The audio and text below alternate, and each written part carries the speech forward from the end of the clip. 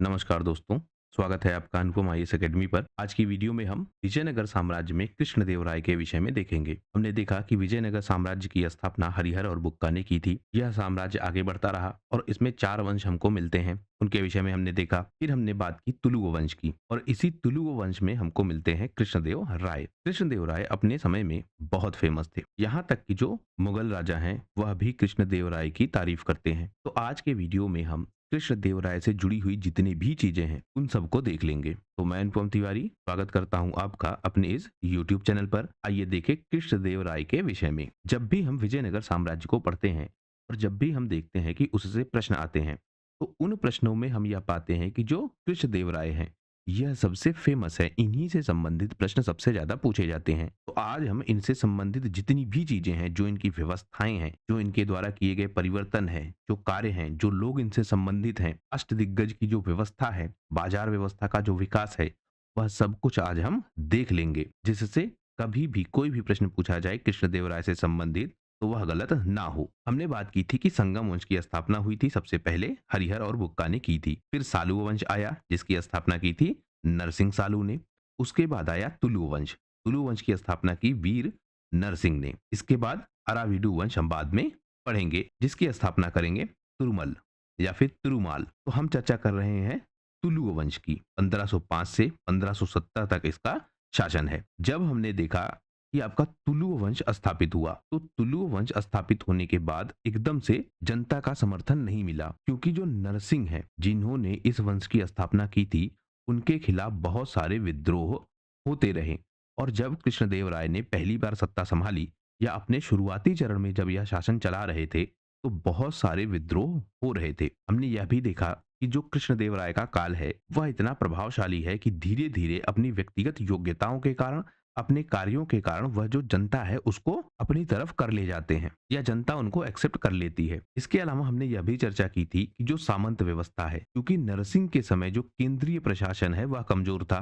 नरसिंह को यह देखा जा रहा था कि इन्होंने सत्ता पर अधिकार किया है, सत्ता को हथिया लिया है, तो इनके खिलाफ विद्रोह चल रहा था। लेकिन जब कृष्णदेव राय शासन को संभालते हैं, तो एक तो पहले से ही कृष्णदेव राय बहुत फेमस है। हमने बात की थी युद्धों की, हमने बात की थी इनकी धर्म सभा की, हमने बात की थी इनकी न्याय व्यवस्था की। मतलब यह पहले से ही इतने फेमस थे। और स्पेशली जो इनकी धर्म सभा थी, उसके लिए तो यह बहुत फेमस थे। यह एक सभा लगाते थे, दैनिक रूप से लोग वहां आते थे, अपनी समस्याएं बताते थे और उन समस्याओं का यह निवारण करते थे उसी समय। तो इन सारे कार्यों से यह बहुत फेमस हो चुके थे। लेकिन जब इन्होंने शासन संभाला, उस समय भी कई सामंत थे जो इनका विद्रोह कर रहे थे। तो वह विद्रोह हो रहा था। एक व्यवस्था है नायक प्रणाली, और नायक प्रणाली में व्यवस्था क्या थी? जो स्थानीय प्रशासन है वह सौंप दिया जाता था नायक को। एक हो गया आपका ऊपर राजा। राजा क्या करता था? क्षेत्रों को बांटता था और उसको नायक व्यवस्था के तहत एलोकेट करता था। एक नायक को एक क्षेत्र मिल जाता था। नायक उस क्षेत्र का जो प्रशासन है, सैन्य व्यवस्था है और आपकी जो आर्थिक व्यवस्था है, वह पूरी तरीके से देखता था। यानी एक तरीके से आप कह सकते हैं कि जो यह छोटा क्षेत्र है, उस छोटे क्षेत्र की जो भी व्यवस्था है वह देखता था नायक। धीरे धीरे यह नायक शक्तिशाली होने लगे और जब कृष्णदेव राय ने शासन संभाला, तो उस समय कई नायक विद्रोह कर रहे थे। इन्होंने क्या किया? जो प्रमुख नायक है, यानी जो सबसे शक्तिशाली नायक हैं, उनको अपनी तरफ करने का प्रयास किया और ऐसा वह कर भी पाए। तो बहुत सारे जो शक्तिशाली नायक हैं वह चले गए कृष्णदेव राय के साथ में। लेकिन अभी भी ऐसे बहुत सारे नायक थे जो विद्रोह कर रहे थे कृष्णदेव राय का। लेकिन यहाँ आप ध्यान रखेंगे कि अब जो विद्रोह होगा वह मुख्यतः छोटे नायकों के द्वारा होगा। हमने यह भी बार बार चर्चा की है कि जब भी केंद्रीय प्रशासन कमजोर होता है, तो जो स्थानीय प्रशासन है वह क्या करता है? स्वतंत्र होने की कोशिश। और इसी क्रम में जो यह नायक व्यवस्था है, जब केंद्रीय प्रशासन कमजोर हुआ, जैसे नरसिंह का प्रशासन कमजोर हुआ, नरसिंह को एक्सेप्टेंस नहीं थी, तो उस समय जो स्थानीय शक्तियां हैं, और स्थानीय शक्तियां कौन है? नायक व्यवस्था के तहत, तो यह सब लोग विद्रोह करने लगे और धीरे धीरे स्वतंत्र शासक के रूप में व्यवहार करने लगे। कृष्णदेव राय केंद्रीय सत्ता मजबूत कर रहे थे, मतलब इन नायकों को केंद्रीय सत्ता के अधीन कर रहे थे। राजा की बात यह माने, पूरी तरीके से स्वायत्त रूप से शासन ना चलाएं, इस बात पर यह फोकस थे। तो इस कारण से भी जो सामंत हैं, नायक हैं, वह विद्रोह करते हैं। बहुत सारे नायकों को यह अपनी तरफ मिला लेते हैं और उसके साथ साथ जो नायक हैं उनके अधिकारों को भी घटाते हैं, क्योंकि इन्हें केंद्रीय सत्ता मजबूत करनी है। नायक व्यवस्था के तहत साम्राज्य टूट रहा था, तो उस टूटती हुई व्यवस्था को इन्हें मजबूत करना था। तो नायकों के अधिकार छीने गए, और जब नायकों के अधिकार छीने गए तो उन्होंने विद्रोह करना भी प्रारंभ कर दिया।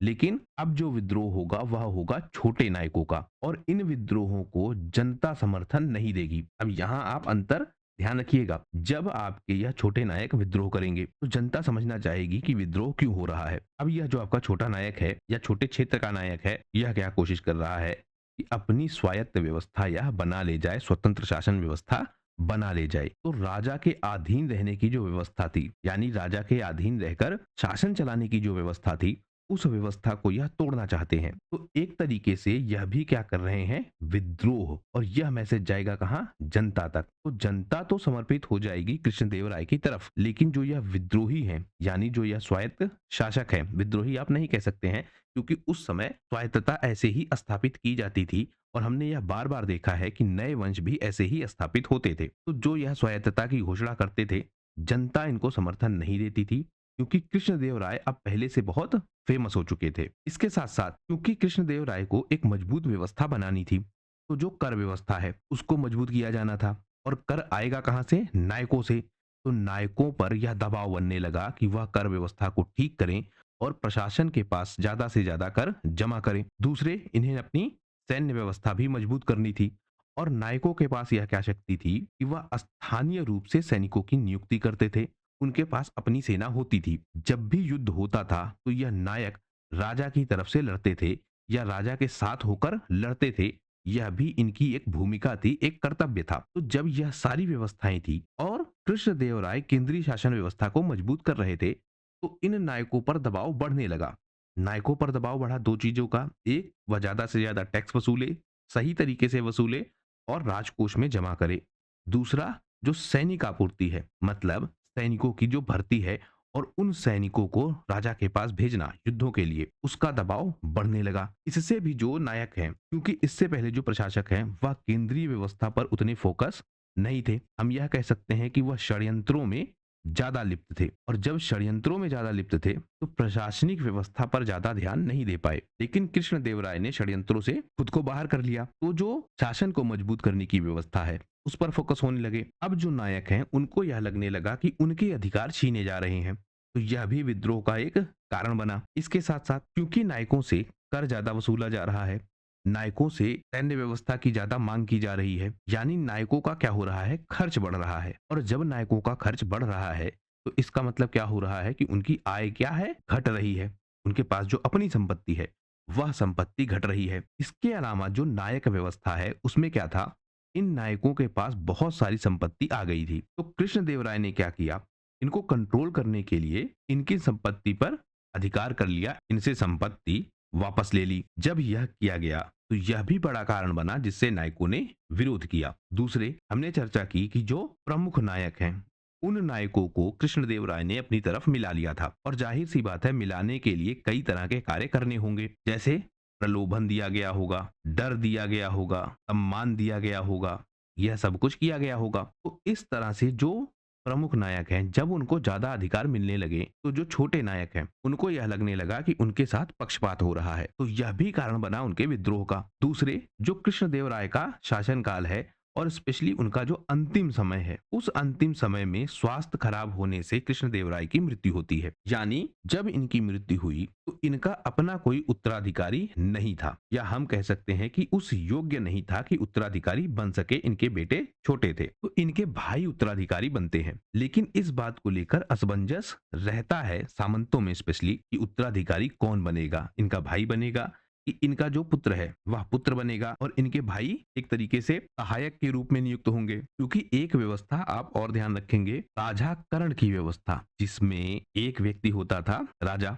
जैसे इसकी चर्चा अगर हम करें तो जो आपका सदाशिव है, कृष्णदेव राय के बाद अच्युत्य बनेंगे, अच्युत्य के बाद सदाशिव, यह बनेंगे राजा। तो जो आपके सदाशिव हैं इनके साथ एक व्यक्ति है राजा राम, और यह राजा राम कौन है, कृष्णदेव राय का दामाद है। तो जब सदाशिव का शासनकाल होगा तो शासन में जो हिस्सेदारी है वह राजा राम की भी रहेगी, मतलब संयुक्त शासन व्यवस्था। तो लोगों को यह भी लग रहा था कि कहीं ऐसी व्यवस्था ना स्थापित हो जाए कि कृष्णदेवराय का पुत्र राजा हो और जो उनका भाई है वह उनके साथ संयुक्त शासन व्यवस्था के तहत प्रशासन चलाए। तो यह उत्तराधिकार को लेकर जो असमंजस की स्थिति है, यह भी विद्रोह का कारण था। तो सामंत विद्रोह कर रहे थे, लेकिन कृष्णदेवराय ने अपनी नीतियों से इन विद्रोहों पर कंट्रोल पा लिया। कृष्णदेवराय को एक उपाधि दी जाती है, यवन राज स्थापनाचार्य। अब यह उपाधि क्या है, इसका मतलब क्या है और यह उपाधि इनको क्यों दी गई, इससे आप एक चीज और समझेंगे कि जो आपका बहमनी सल्तनत है,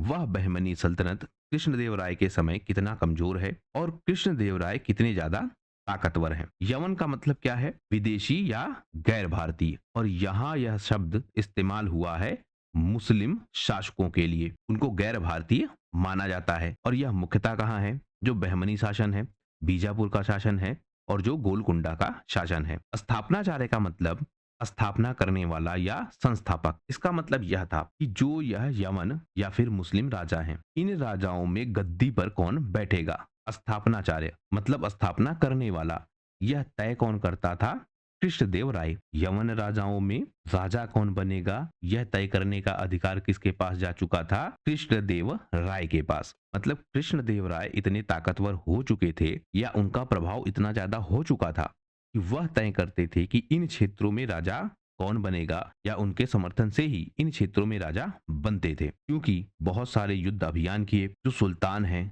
शहजादे हैं, मतलब जो इनके उत्तराधिकारी हैं, उन सबको पराजित किया। राजनीतिक व्यवस्था में पूरी तरीके से इनका प्रभाव बढ़ने लगा। यानी अब जब उत्तराधिकारी विवाद होता था, यानी अगला उत्तराधिकारी कौन नियुक्त होगा, इस बात को लेकर अगर विवाद होता था तो कृष्णदेव राय की बात ही मानी जाती थी।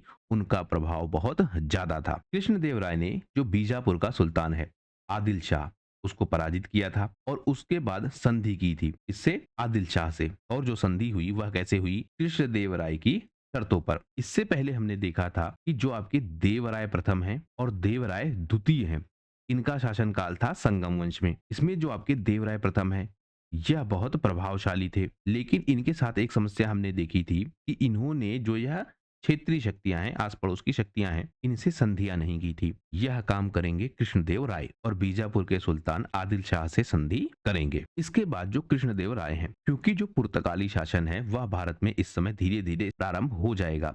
अभी यह शासन व्यवस्था में नहीं आएंगे, अभी यह आएंगे व्यापारियों के रूप में। लेकिन भारत में आने का जो क्रम है वह क्रम प्रारंभ हो जाएगा। इसी क्रम में 1498 में वास्को डी गामा भारत आता है और उस समय शासन किसका है, कृष्णदेव राय का, या हम कहें कि उनका प्रभाव है। क्योंकि शासन तो स्टार्ट हो रहा है 1509 से 1529 तक, लेकिन इनका प्रभाव बहुत है क्योंकि शासन था नरसिम्हा राव का, लेकिन कृष्णदेव राय प्रमुख भूमिका में थे, यह युद्धों को लड़ते थे। तो याद रखिएगा, नरसिम्हा राव के समय वास्को डी गामा भारत में आया था। तो अब जो संपर्क है वह भारत से स्थापित होने लगा, क्योंकि भारत में आने के बाद जो यह पुर्तगाली है वह गोवा के तट पर, कालीकट पर और कोच्चि में अपने व्यापारिक और सैन्य ठिकाने बनाने लगे। इसी क्रम में 1510 में, अब यहाँ आप कनेक्ट करिएगा, कृष्णदेव राय का शासन है 1509 से 1529 तक, और 1510 में जो यह पुर्तगाली है यह गोवा पर कर लेते हैं अधिकार। गोवा किसके अधीन था उस समय, बीजापुर के अधीन, यानी बीजापुर के कंट्रोल में गोवा था। और बीजापुर अगेंस्ट था किसके, कृष्णदेव राय के, यानी कृष्णदेव राय का शत्रु या फिर विजयनगर साम्राज्य का जो शत्रु है, जिससे प्रतिस्पर्धा है, उस पर अधिकार कर लेते हैं पुर्तगाली, या उसके क्षेत्र पर अधिकार कर लेते हैं पुर्तगाली। और यह 1510 की घटना है। इसके बाद कृष्णदेव राय के साथ इनके संबंध स्थापित होना प्रारंभ होते हैं। कृष्णदेव राय ने देखा कि जो यह पुर्तगाली है वह रणनीतिक रूप से उनके सहयोगी हैं, क्योंकि जो अन्य शक्तियां हैं वह अन्य शक्तियां, या फिर हम कहें जो आपके बहमनी सल्तनत के लोग हैं, बीजापुर के लोग हैं और गोलकुंडा के लोग हैं, उनको पराजित कर रहे थे पुर्तगाली। तो उस समय जो अवसर है वह अवसर ऐसा है कि कृष्णदेव राय देख रहे हैं कि उनके शत्रुओं को पराजित करने वाला उनको एक सहयोगी मिला है। तो पुर्तगालियों के साथ जो कृष्णदेव राय हैं यह काफी सहयोग करते हैं। पुर्तगालियों ने गोवा पर कब्जा कर लिया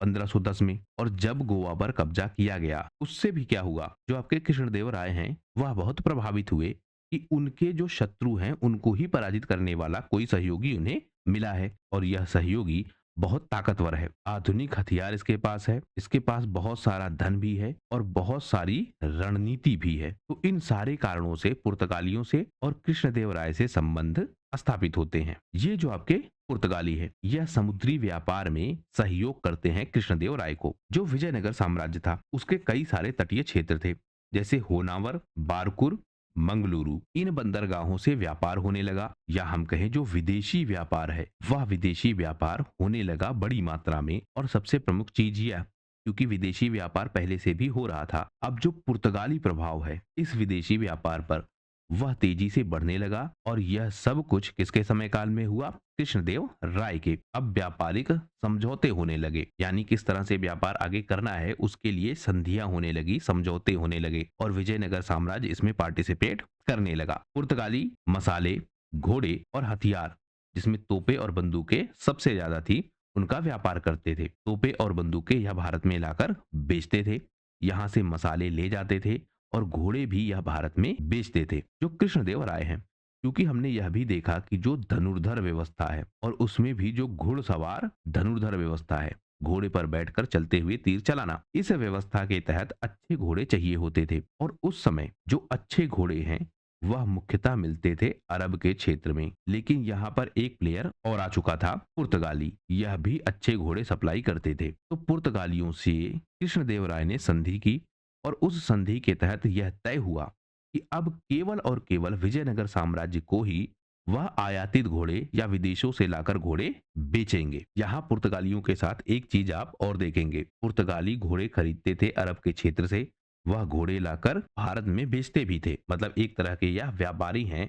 जो एक क्षेत्र से सामान खरीदकर दूसरे क्षेत्रों को बेच रहे हैं। तो उन सारी शर्तों में यह तय हुआ कि जो भी घोड़े यह भारत में बेचेंगे वह केवल और केवल विजयनगर साम्राज्य को ही बेचेंगे। इससे पुर्तगालियों को भी लाभ हुआ, उन्हें अपना एक परमानेंट बायर मिल गया, और कृष्णदेव राय को भी बहुत लाभ हुआ, क्योंकि उनको अपना एक परमानेंट सप्लायर मिल गया जो उनको घोड़े की आपूर्ति करेगा। तो यह व्यवस्था स्थापित हो गई। इसके बाद जो सैन्य व्यवस्था है उसमें पुर्तगालियों ने बहुत सहायता की, क्योंकि जो स्थानीय शक्तियां हैं, बीजापुर है, गोलकुंडा है, इनके खिलाफ युद्ध लगातार चल रहे थे। और कृष्णदेव राय को हथियार, गोला बारूद, यह सब कुछ प्रदान किया किसने? पुर्तगालियों ने। इसके साथ साथ जो गोवा और पुर्तगाली गवर्नर हैं, लोपो सुआरेज, इनके साथ संबंध भी स्थापित होते हैं। यह संबंध कूटनीतिक भी होते हैं और व्यापारिक भी होते हैं। दूतावास बनाए जाते हैं और इनके माध्यम से आदान प्रदान होता है। मतलब एक दूसरे के क्षेत्रों पर, क्योंकि यहाँ आप ध्यान रखिएगा, दूसरे का क्षेत्र मतलब पुर्तगालियों का क्षेत्र क्या है?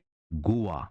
गोवा पर पुर्तगालियों ने अधिकार कर लिया है। तो गोवा में दूतावास जो बनेगा वह दूतावास बनेगा कृष्णदेव राय का, और कृष्णदेव राय के क्षेत्र में दूतावास बनेगा पुर्तगालियों का। उसके माध्यम से आदान प्रदान होगा। बहुत सारे पुर्तगाली यात्री भी भारत में आते हैं, जैसे डोम्बिगोस पायस और फ्रांसिस्को नून्स। यह कृष्णदेव राय के दरबार में आते हैं, उनके बारे में लिखते हैं, और इससे भी हमको कृष्णदेव राय के विषय में पता लगता है। यह कहते हैं कि जो कृष्णदेव राय है वह बहुत विद्वान है, धर्मपरायण है और प्रजा वत्सल्य है, मतलब प्रजा के लिए बहुत हितकारी हैं। व्यापार और समृद्धि विजयनगर साम्राज्य की अपने चरम पर है। और यहाँ पर सबसे फेमस हम्पी, हम्पी एक प्रमुख व्यापारिक केंद्र बन चुका था, और यहाँ पर न केवल भारतीय व्यापारी बल्कि विदेशी व्यापारी बड़ी मात्रा में आते थे। यहाँ जो बाजार हैं वह बहुत शक्तिशाली थे और उनसे व्यापार होता था। जो विजयनगर साम्राज्य की समृद्धि है, उस समृद्धि के पीछे भी हम्पी का सबसे ज्यादा योगदान है। और जब हम्पी को लूटा जाएगा 1565 के तालीकोटा युद्ध के बाद, तो जो विजयनगर साम्राज्य की प्रतिष्ठा है, वह प्रतिष्ठा और उसकी शक्ति लगातार घटती जाएगी। तो पुर्तगाली विवरण भी दे रहे हैं। इसके साथ साथ अल्फांसो डी अल्बुकर, यह था एक पुर्तगाली गवर्नर, और इसको भारत में भेजा गया था कि यह पुर्तगाली व्यवस्था को भारत में मजबूत करे। इसने गोवा पर कब्जा किया 1510 में। उसके बाद जो कालीकट है, वहां पर जमोरिन जो था उसके खिलाफ भी सैन्य कार्यवाही की। हमने यहाँ देखा था जमोरिन कौन था? समुद्री राजा या तटीय राजा, मतलब एक तरह की यह उपाधि थी। तो जो कालीकट का जमोरिन है उसके खिलाफ युद्ध किया। इस युद्ध में यह चाहता था, कौन चाहता था? अल्फांसो डी अल्बुकर, कि कृष्णदेव राय उनकी सहायता करे। इसके लिए उसने फादर लुई को भेजा था कृष्णदेव राय के दरबार में। तो दो प्रश्न बनते हैं, एक, गोवा पर कब्जा किसने किया? अल्फांसो डी अल्बुकर कृष्णदेव राय के दरबार में सहयोग मांगने के लिए किसको भेजा गया था? वह व्यक्ति है फादर लुई, या फिर फादर लुई आया था कृष्णदेव राय के दरबार में। और सहायता किसके खिलाफ? जमोरिन के खिलाफ। उसके साथ साथ जो भटकल का क्षेत्र है वहां पर एक फैक्ट्री लगाना या फिर कारखाना लगाने की जो अनुमति है वह लेने भी आया था फादर लुई। तो दो कार्य, एक जमोरिन के खिलाफ सहायता, दूसरा भटकल में व्यापारिक फैक्ट्री लगाना। इन दो अनुमतियों के लिए आया था फादर लुई। जो भटकल का क्षेत्र है यह व्यापारिक रूप से बहुत इंपॉर्टेंट था, समुद्र का तट था, और इससे क्या होना था, जो घोड़े की आपूर्ति है, हथियार की आपूर्ति है और तोपखानों की आपूर्ति है वह आसान हो जाती विजयनगर साम्राज्य के लिए। तो फादर लुई आता है कृष्णदेव राय के दरबार में सहायता मांगने। जो यह पुर्तगाली यात्री हैं यह भी कृष्णदेव राय के विषय में बताते हैं। जैसे डोम्बिगोस पायस, यह आया था 1520 से 1522 के बीच में, और आंखों देखा वर्णन इसने दिया है विजयनगर साम्राज्य का। वह कहता है कि जो कृष्णदेव राय हैं वह अत्यधिक विद्वान और सर्वगुण संपन्न नरेश हैं, जैसा कि शायद ही कोई अन्य हो। वह एक महान शासक एवं एक अत्यंत न्यायप्रिय व्यक्ति हैं। यह बताता है कि जो विजयनगर का क्षेत्र है वह पुर्तगालियों के लिए व्यापार और राजनीतिक गठबंधन का एक आकर्षक केंद्र है। यह भी कहता है कि इसके बाजारों में संपूर्ण विश्व की ऐसी कोई वस्तु नहीं है जो बिकती ना हो। यह भी बताता है कि आकार में यह रोम के समान विशाल एवं सुविस्तृत है। इसके नगर में असंख्य लोग निवास करते हैं जिनकी संख्या का मैं मतलब डोम्बिगोस पायस भय के कारण उल्लेख नहीं कर रहा हूं कि कहीं इसे अतिशयोक्तिपूर्ण ना माना जाए। तो यह बताता है विजयनगर साम्राज्य के विषय में, उसकी संपन्नता के विषय में। उसके बाद दुआर्ट बाराबोसा, यह भी पुर्तगाली यात्री है। 1516 के आसपास यह भारत में आता है। यह भी बताता है कि जो विजयनगर साम्राज्य है वह व्यापारिक रूप से बहुत फेमस है, और जो भटकल है जिसकी अनुमति लेने आया था फादर लुई, तो भटकल और अन्य बंदरगाहों से जो विदेशी व्यापार है वह बहुत तेजी के साथ हो रहा है। इसके साथ साथ यह सती प्रथा की भी बात करता है। अब हम बात करते हैं कि जो कृष्णदेव राय हैं इनके साहित्यिक योगदान कौन कौन से हैं। हम देखते हैं कि जो कृष्णदेव राय हैं यह साहित्य के बहुत बड़े संरक्षक हैं और खुद भी यह अच्छे साहित्यकार हैं। इनकी अपनी पुस्तक भी हमको दिखती है। इनके समय काल में जो तेलुगु भाषा है, संस्कृत भाषा है, कन्नड़ भाषा है और तमिल भाषा है, इनके साहित्यों को खूब बढ़ावा दिया गया।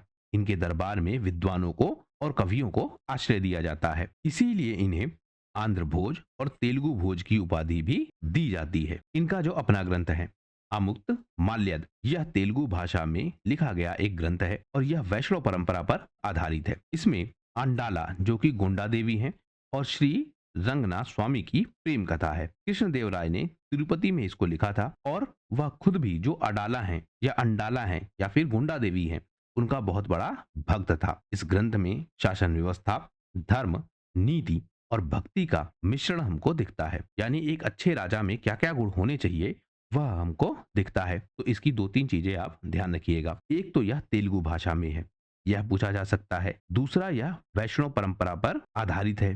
तीसरा अंडाला देवी या फिर गोंडा देवी और जो श्री रंग नाथ हैं उनकी प्रेम कथा इसमें दिखती है। इसके साथ साथ एक राजा के क्या नैतिक गुण होने चाहिए वह भी इस पुस्तक में बताया गया है। इसका एक बहुत फेमस श्लोक है।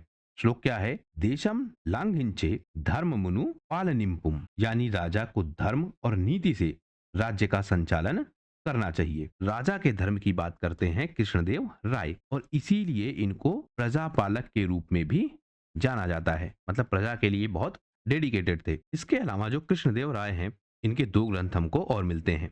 पहला जामवंती कल्याणम, जो कि श्री कृष्ण और जामवंती के विवाह की कथा है। इसको संस्कृत भाषा में लिखा गया है और इससे हमको यह भी पता लगता है कि जो कृष्णदेव राय हैं वह संस्कृत भाषा के भी अच्छे जानकार हैं। दूसरा उषा परिणम, यह पुस्तक भी कृष्णदेव राय ने लिखी है और जो बाणासुर की पुत्री है उषा और जो कृष्ण के पौत्र हैं अनिरुद्ध, उनके प्रेम पर या उनके विवाह पर यह आधारित है। तो तीन प्रमुख पुस्तकें हैं, एक जामवंती कल्याणम, एक उषा परिणय और सबसे फेमस अमुक्त माल्यद। इन तीनों को आप ध्यान रखिएगा। इसके बाद हम देखते हैं कि अष्ट दिग्गज की व्यवस्था है कृष्णदेव राय के दरबार में। मतलब 8 सबसे विद्वान व्यक्ति या 8 विद्वान व्यक्ति कृष्णदेव राय के दरबार में थे और जो कृष्णदेव राय की दरबारी व्यवस्था है उसमें महत्वपूर्ण स्थान रखते थे। एक चीज यहाँ आपको देखना होगा कि कई बार जो यह अष्टदिग्गज हैं या फिर जो यह 8 लोग हैं उसमें कुछ नामों में डिस्प्यूट है, कुछ नामों को लेकर विवाद है। कुल मिलाकर जो तेलुगु भाषा के 8 महान कवि हैं जिनको कहा जा रहा है अष्टदिग्गज, यह हमको मिलते हैं कृष्णदेव राय के दरबार में। इनको तेलुगु साहित्य का स्तंभ माना जाता है कौन वह? एक आपके अल्लानी पेद्दाना, सबसे फेमस यही है। इनकी पुस्तक स्वर्ण शतक और मनुचरित्रम, और उसमें भी जो आपका मनुचरित्रम है इसमें यह राजा मनु से तुलना करते हैं कृष्णदेव राय की। दूसरे नंद तिम्मना, इनकी पुस्तक है पार्थिव पुरचरित्रम। उसके बाद मध्यागिरी मल्लाना, यह है आपके राजशेखरम के रचयिता। फिर आपके धुरजति, यह है काला ज्ञानम और श्रीकाल हस्ती के रचयिता। यहां तक विवाद नहीं है, मतलब यह तो अष्टदिग्गज में शामिल थे, इस पर समर्थन है। इसके बाद जो नाम है जैसे अम्मकुटीर मल्लाना, कुछ लोग मानते हैं कि यह अष्टदिग्गज में थे, कुछ लोग नहीं मानते हैं। फिर पुंगली सुरण, इनको लेकर भी विवाद है। इन्होंने रचना की है वीरशैव चरित्रम और राघवेंद्र चरित्रम। इसके बाद रंगनाथ को लेकर भी विवाद है, जिनकी रचना है रघुनाथाभ्युदम। इसके बाद तेनाली रामकृष्ण या फिर तेनालीराम, इनको आपने टीवी सीरियल्स में देखा होगा, बहुत फेमस है। इनकी रचना है पुंडुरंग महाकाव्य, इनको लेकर विवाद नहीं है। उसके बाद भट्ट मूर्ति या फिर रामराज भूषण, इनको लेकर भी विवाद नहीं है। इनकी रचना है वसुचरित्रम। तो 2 को यहाँ पर और 4 यहाँ पर, इनको लेकर विवाद नहीं है। लेकिन जो यह 3 है इनको लेकर थोड़े बहुत विवाद हैं कि यह अष्टदिग्गज में थे या नहीं थे, या इनमें से कौन था। फिलहाल अष्टदिग्गज की व्यवस्था थी, तेलुगु साहित्य के स्तंभ है, 8 महान कवि हमको दिखते हैं कृष्णदेव राय के दरबार में। इनकी रचनाएं आप ध्यान रखिएगा, मतलब किसने कौन सी रचना की है। सबसे फेमस है आपके अल्सानी पेद्दाना। इनको कहा जाता है तेलुगु कविता का आदि कवि, और आंध्र कवि पितामह की उपाधि भी इन्हें दी जाती है। यह उपाधि किसने दी थी? कृष्णदेव राय ने। सबसे फेमस यही है कृष्णदेव राय के अष्टदिग्गज की व्यवस्था में। यह आपका जो प्रबंध या फिर प्रबंध शैली के आरंभिक कवि माने जाते हैं। यह शैली कैसी है? जो आपकी पौराणिक कथाएं हैं, जैसे महाभारत की कथाएं हैं, रामायण की कथाएं हैं, या आपके जो स्मृति ग्रंथ हैं जैसे मनुस्मृति, जो आपके पुराण हैं, उन सब पर आधारित कथाएं लिखी जाती हैं। लेकिन उन कथाओं को नई कथा काव्य शैली में लिखा जाता है, मतलब कई बार आपको बहुत ज्यादा एक्सप्लेन होकर चीजें मिलती हैं। तो यह व्यवस्था थी, और इस व्यवस्था के तहत लेखन कौन कर रहा है या फिर उसकी शुरुआत कौन कर रहा है? अल्सानी पेद्दाना। इनकी रचनाएं बहुत फेमस है, जैसे मनुचरित्रम, जो इन्होंने लिखा है राजा मनु के आधार पर, और यह तुलना करते हैं कृष्णदेव राय की राजा मनु से। इसके बाद स्वरोचितम संभव, यह भी पौराणिक कथाओं पर आधारित है, लेकिन इसको लेकर एक छोटा सा विवाद है, क्योंकि कुछ लोग मानते हैं कि यह रचना किसकी नहीं है? पेद्दाना की, लेकिन इसे भी पेद्दाना से जोड़कर देखा जाता है। तो 2 प्रमुख रचनाएं हम देख रहे हैं अल्सानी पेद्दाना की। अब हम देखते हैं कि कृष्णदेव राय के काल में जो स्थापत्य कला है उसका विकास किस प्रकार से होता है, क्योंकि इस समय जो मंदिर हैं, बाजार हैं, राजप्रसाद हैं, जलाशय हैं, इन सब का बड़ी मात्रा में निर्माण किया जाता है। और जो द्रविड़ स्थापत्य शैली है वह पहुंचती है अपने चरम पर, यानी द्रविड़ शैली का जो प्रभाव है वह बहुत ज्यादा हो जाता है स्थापत्य कला में, और बहुत महान और बहुत विशाल निर्माण किए जाते हैं। मूर्ति कला का विकास होता है। वास्तुकला में जो बारीकी है उस बारीकी पर खूब ध्यान दिया जाता है। नक्काशी पर, बड़े गर्भगृह, मंडपम की व्यवस्था, यह सब भी हमको देखने को मिलती है। जैसे जो आपका विट्ठल स्वामी मंदिर है, इस मंदिर को बनवाया किसने है? कृष्णदेव राय ने। है कहां पर? हम्पी में, यानी कर्नाटक में। हम्पी क्या थी?